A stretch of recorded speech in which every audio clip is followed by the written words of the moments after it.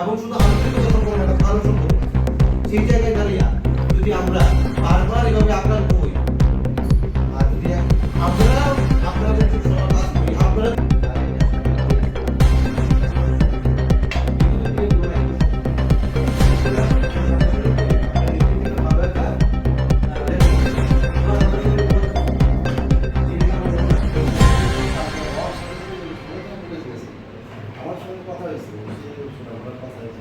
ওনার নাম হচ্ছে প্রভাত ঘোষ। ওনার ওপর যে আক্রমণ হয়েছে আমরা শুনেছি। ঘটনা খবর পাওয়ার সাথে সাথে আমাদের ওসি সুনামুরা এবং স্টাফ নিয়ে ওইখানে গেছে এবং বিষয়টা খতিয়ে দেখছে।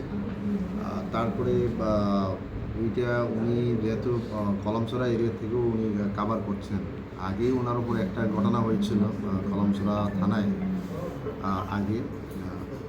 ওইটাতে একটা কেসও রেজিস্টার হয়েছিল এবং ওই কেসের পরিপ্রেক্ষিতে কিন্তু আমরা একজনকে আমরা অ্যারেস্টও করেছি এবং এখনও সে আসামি জেসিটি আছে, এটা তদন্ত চলছে।